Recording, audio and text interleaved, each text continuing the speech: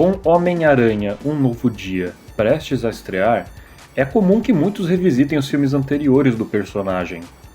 Não faltam filmes, mas mesmo que devidamente coloquem Homem-Aranha 2 no topo de qualidade, eu sinto que muitos colocam Homem-Aranha 1 no mesmo balaio que muitos filmes medianos de introdução.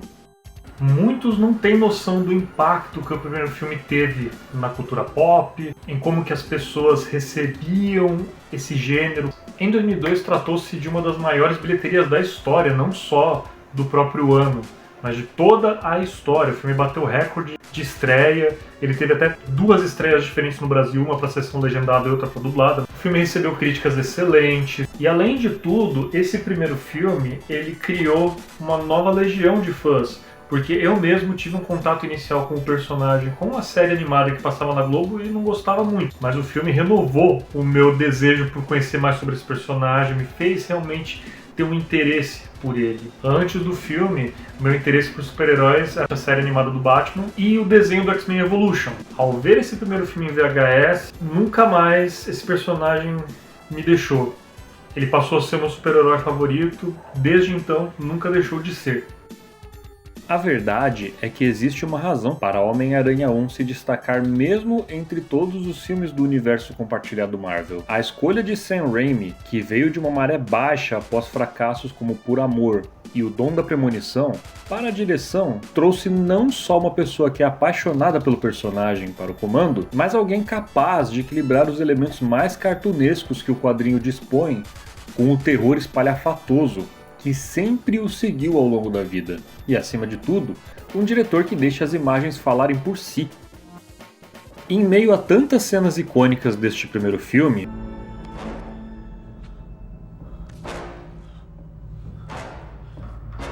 uma das melhores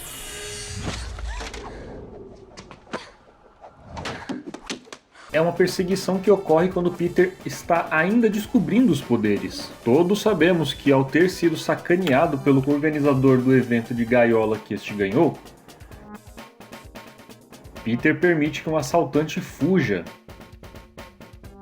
Logo após, este se depara com seu tio à beira da morte. Desde essa descoberta até a conclusão, é como se todo o segmento fosse um filme por si, com o protagonista tomando a iniciativa de ir atrás do inimigo e culminando numa catarse emocional e um desfecho melancólico. Segmento este onde pouquíssimo é verbalizado. Vemos o olhar de Peter e sabemos exatamente o que este pensa tanto por conta da direção quanto da música.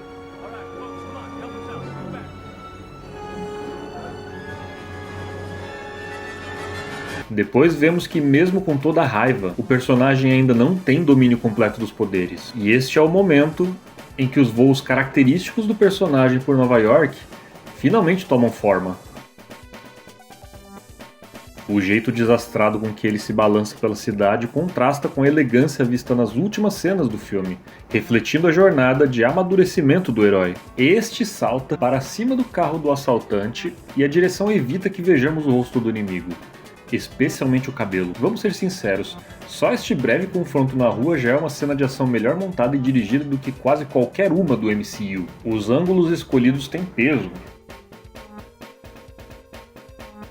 Cada escolha visual faz todo o sentido.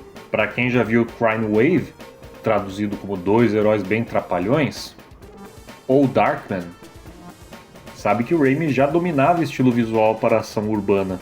Quando a cena chega a um local abandonado, entendemos que, além do confronto entre herói e vilão, agora a polícia também está envolvida. O primeiro momento dentro do prédio abandonado, que por sinal remete bastante à primeira história em quadrinhos do personagem, é filmado como uma cena de terror, iniciando com a arma sendo apontada pelo assaltante e com feixes de luz mostrando o total desespero dele perante uma força que talvez não possa ser dominada. A câmera o acompanha, enquanto sombras mostram o aracnídeo em seu estado vingativo à espreita. Veja esta tomada e diga-me se Raimi não consegue expressar o máximo de informação com imagens impactantes. Uma luta ocorre, e nela podemos ver o estrago que Peter faria se optasse pelo caminho do mal, devidamente bem filmada e coreografada. até que uma breve troca de diálogos revela a identidade do assaltante. Novamente não através do diálogo em si, mas pela imagem. Ao perceber o erro que cometeu, Peter está em choque, porém não intimidado. Mesmo com uma arma sendo apontada para si, o assaltante tropeça e cai da janela.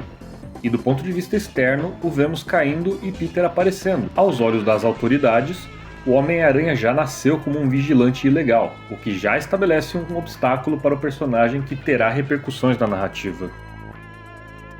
Com o fim do confronto, agora há o impacto emocional, e Peter tem que lidar não só com a morte de sua figura paterna, mas com como uma decisão impulsiva levou a isso. Todo o segmento se conclui com uma das cenas mais devastadoras do gênero, quando mal ouvimos o que é dito, e apenas vemos e ouvimos Tia May desesperada ao saber sobre a morte do marido.